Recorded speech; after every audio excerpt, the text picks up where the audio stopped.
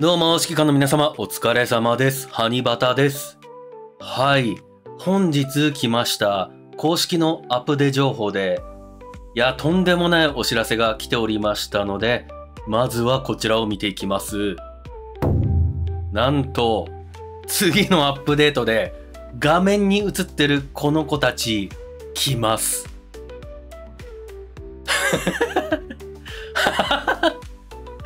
いや、マジかよ。めちゃくちゃ衝撃の発表だったんですけれども、まずこうなるとやっておくことが一つございましてですね、僕のささやかな保身のために先に謝罪をさせていただきます。3週間ぐらい前に出したスケジュール予想の動画ですが、はい、大外れでございました。大変申し訳ございません。まさかの展開なんですけれども、今回、イベントの告知まとめ動画としてこれ作っているんですけど、このスケジュール関連についてが結構大きなトピックなので、まずそれから先に見ていきます。はい。という感じで、なんかイベントのロードマップ的なカレンダーも合わせて出されております。これが9月4日から10月15日までのものになっていて、要は次のアップデートは、いわゆる6週間開催する大型イベントに近い扱いとして出してきますよみたいな、そんな感じになっていて、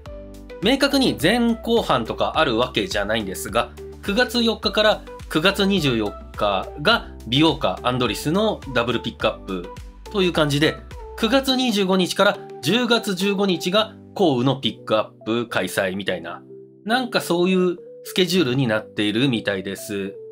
なので、厳密には3人同時と言いましたけど、美容家とアンドリスの同時ピックアップが次のアップデートというか、9月4日に来て、その次のタイミングで降雨のイベントが来るっていうのと、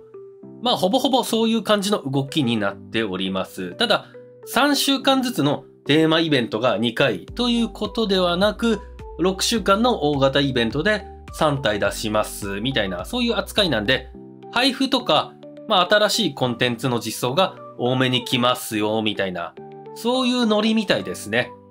スケジュールの概要としてはこんな感じで、次は詳細を見ていきます。まず24日に実装される人形の美容家とアンドリスについて見ていきます。美容家は連続性のキャラで、ロールは移動力の高いアサルトとなっております。フルカイの妹を自称していますが、実際に本当の妹です。人間時代のとかそういう意味ではなくて、戦術人形として製造された際の兄弟機というか姉妹機みたいな感じのようです。スティグマになっている銃もフルカイが持っている銃と関連性がある銃となっております。性能は不電化というデバフを扱う、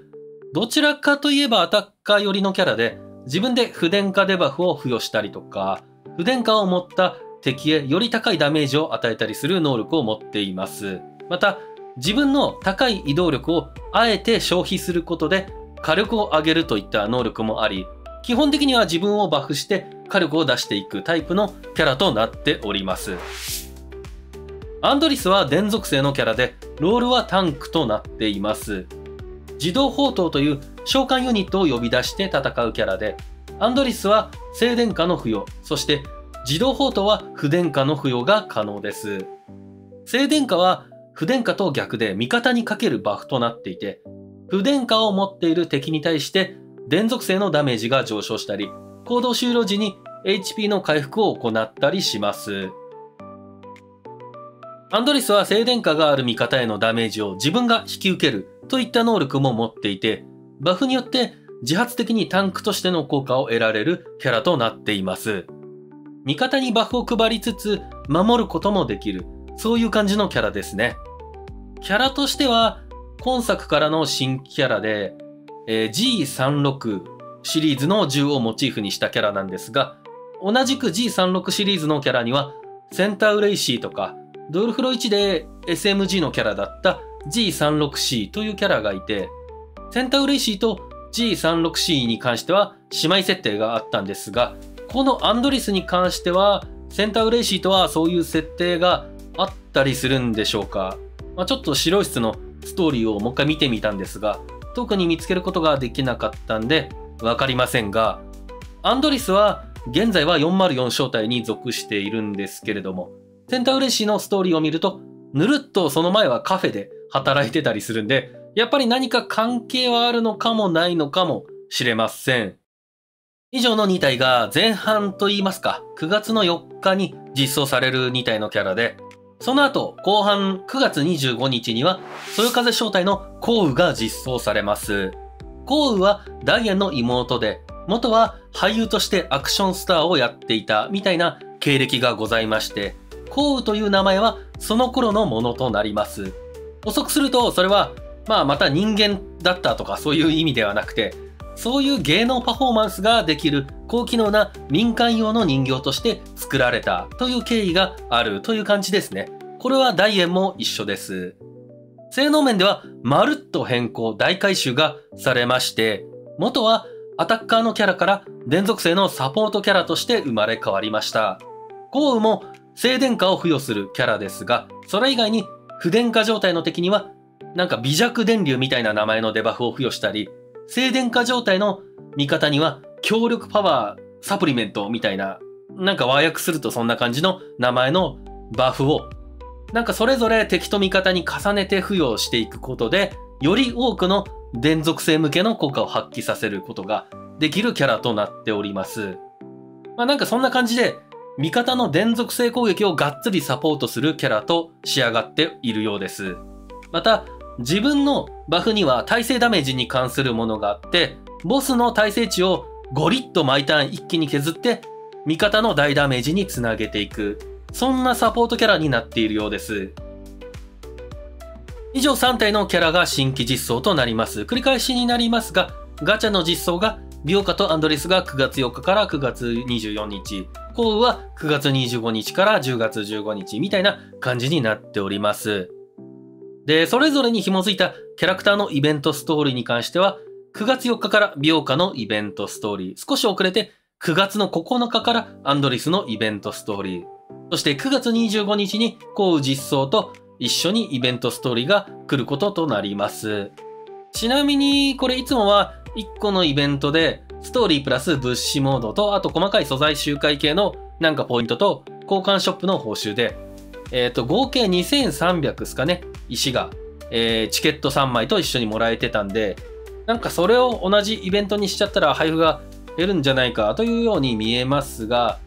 今回この3つのイベントストーリーの報酬で、合計で7500のコラプスピースと、9枚ずつチケットがもらえるようなので、イベントストーリーの部分に関しては、普通に小さいテーマイベントを3つ続ける分と同じぐらいの配布量には、当然なっているという感じみたいです。で、チャレンジモードとかもなんか3つ分あるみたいなので、全体的な配布量もイベント関連に関しては、特に減ったりはしていないかなと。あとなんかチケット配布とかもあるんで、増えているかもしれないと。なんかそんな感じに考えて良さそうですね。ただ、もろもろ消化する量がその分ございますので、10月15日までで通常の 1.5 倍の量ありますので、早めにしっかりやってしまうのがいいのかなとは思います。特に後で触れるんですけど、後半9月25日あたりから、ちょっと難しい系のイベントのアップデートがゴリッと来ちゃうんで、そこで結構時間が取られる可能性があるんで、美容家アンドリスの部分に関しては、しっかり前半の日程の間に、消化しておくのがいいかなと思います。で、続いて他の実装関連について見ていきます。まず、スキンについてですが、今回はいっぱい来ます。一つ目が、モシンナガンで、スキーウェアのスキンが実装されます。スキーしに行ったのに、なんか露出がすごいんですけど、こんなお姉さんがゲレンデにいたらスキーどころではないかなと思いますが、こちらは無料でミッション報酬の配布となります。二つ目が美容家でハロウィンスキンですね。すごいカプコンさんのゲームにいそうな見た目になっております。アンドリスのハロウィンスキンとテイストは似てますね。ミシティとか来る会にもハロウィンスキンが来たりしないんでしょうか。みんなでね、なんかお揃いの格好をしてほしいですが。で、三つ目が京急のスキンとなります。完全にどこかの武将みたいになってしまいました。強キャラ感がすごいですね。4つ目がシャークリです。これは先行サバで少し前に着てた、水着スキンのパーツ交換の実装となります。今のがややすく水っぽいデザインなんですが、なんか前がバクッと開いちゃったりとかするみたいなんで、なかなか攻めてますね。そして5つ目、最後が降雨の新衣装となります。こちらは、露出が増えてるんで同じではないんですけど、ドルフロ1の時の格好に近い雰囲気の衣装になっています。こっちはこっちでかっこいいですね。続いて育成関連です。まず上位機ですが、今回はモシンナガン、クシーニャ、スオミの3つの上位機が実装されます。スオミの上位機がかなり強くて、支援攻撃が氷属性になるのと、味方が攻撃する前にシールドを貼れる効果がついてきます。SP が足りなくて必殺技の全体シールド付与ができない時の隙をある程度埋められそうな能力になっているようです。クシーニアは味方の耐性値回復。モシンナガンは電属性のデバフとなっていて、麻痺の効果がボスに効かないので、そこに意味を持たせるそういう感じのダメージ要素を追加できる能力となっております。そして制約は新規の3体とプラスキャロリックの合計4体に実装がされます。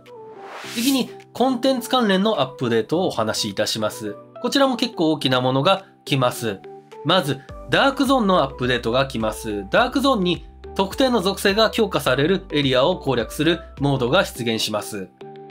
画像に出てる感じで、例えば3属性と電属性と非属性みたいなそれぞれの属性ごとのエリアが出現します。一応属性ごととはなっていますが、先行サバで確か調整が入っていて、関係ない別の属性のキャラでもある程度は攻略できるみたいな感じになっていたかなと思いますので、全属性がっちり集めてないと絶対無理みたいな感じではなかったかなと思います。詳細はまた別途見たいかなと思います。また、ここで拾えるアイテムはリモールディングパターンをテーマにした新しい強化要素に使えるアイテムとなっています。新しい強化要素が追加されますということでございます。続いてもう一つですが、戦力測定にアップデートが来ます。一回クリアしたら毎週報酬がもらえていたやつですね。あれに激化モードが実装されるようです。ピークバリュードルフロみたいな感じで英単語で検索してもらえると動画が出てくるかなと思うんですけど、大規模演習みたいに定期的に更新されるコンテンツになってるっぽいです。戦力測定はステージ踏破型のコンテンツで雑魚や細かい精鋭ボスと戦ったりステージギミックに対処するゲームなので、その辺に強い人形が活躍できるかもって感じです。一応この間動画を出したフェイなんかもそっち系の人形ではあります。こっちも激化18までが報酬設定のあるコンテンツになっております。続いて定番のボスコンテンツで大型目標挑戦にオリエファットが実装されます。オリエファットって実際ゲーム的には結構強い部類だと思うんですけど、設定上は所詮バリャーグの危ない放火魔おじさんなんで、そんな大ボス級の敵じゃないと思うんですけど、オリエファット好きですよね、この上。なんすかね、推しなんですかね。そして陣営前線ではカオスという名称のキモいメカがボスになっているようです。今回は水と電気が接待でございます。システム関連では過去イベントの収録でマキアートのイベントが追加されます。こちらはメインストーリーとは別の枠になっておりまして、作戦コードの画面を開いた時に上のタブにある過去イベントというところから見れるようになるという感じです。最近始めた方とかは、イベントやれてない人も結構いるんじゃないかなと思いますので、この機会にぜひやってみてください。他イベント関連では石ががっつりもらえそうなミッション達成系のイベントが来ます。この辺はイベントスケジュールにも載っておりますので、日本版の動画が出たらスケジュール表をチェックしてみましょう。どうしよう、日本語版のスケジュール表出てなかったら。他の新情報としては、まずは百式ちゃんの続報が来ております。はい。車になっています。なんでしょう、パッと見、クレープとか売ってそうなキッチンカーが改造して武装がつきましたみたいなデザインなんですが、一体どうなってしまうんでしょうか。どこに行くんでしょうか、いろんな意味で。二つ目に衣装関連で、スプリングフィールドのカフェの制服スキンや、トロロの新スキンの話がありました。トロロは学生服っぽいデザインで結構いい感じですね。ユーザーのファンアートからなんか作られたものみたいです。また、この間募集してたフレームデザインのコンテストで選ばれたものが実装されます。メイリンの酒飲みフレームみたいですね。他には、なんか猫のデザインでモーさんが猫になったりとか、ニキータのチアガール衣装が立体化したりとか、なんかそういう情報も出ておりました。アップデートの内容としては大体以上でございます。今回、公式の動画の内容が50分ぐらいございますので、ちょっと漏れがあるかもしれないんですが、細かいところが気になる方はぜひ公式の動画もチェックしてみましょう。という感じでございますが、それにしてもアンドリスと美容家のセットで、こういう形でさらにスケジュールをいきなり詰めてくるとは、思いもしませんでした。結構リバとレナが同時に来るんじゃないみたいなコメントはいただいてたんですけど、いやー、この2体がセットというイメージがあまりできてなかったので、僕は完全に予想外でしたね。電属性を一気に揃えていくっていう目的で、リバのイベントをやる前にパーティーに組み込めそうなキャラを先に一気に出してきたって感じなんでしょうか。モシンナガンの上位機もその一環ですかね。僕はコウが来てその後リバかなと思っていたんですが、その前にも全部出しておきたい感じだったんですかね、運営としては。このイベントの後の10月16日は、電属性のメインアタッカーリバが来るのか、もしくは今回のイベントが一応大型イベント的なものなので、もしかしたらフローレンスとかリンド、UMB40 みたいな、なんか単体でイベントを出してきそうなキャラを挟んでくるのか、ちょっと全く予想がつきにくくなってしまったんですけれども。こういうやり方も我々はやりますよと、ゴリゴリ追いつかせていきますよという、意思を感じているかもしれません。この間の開発 Q&A の雰囲気的に、追いつかせる意思はあるけど、慎重にやりますみたいな、なんかそんな感じだと勝手に僕は思ってたんですけど、どっちかというと、配布をちょっと多めにしたり、テーマでセットにしやすいキャラ同士をくっつけてガンガン出していきますみたいな。なんかそういう方向性っぽいですね。なるほどという感じでございます。皆さんはどうでしょうか？アンドリスは結構、早く出してくれないかなと言ってる方が複数コメント欄でいらっしゃったので、そういった方には朗報だったかもしれません。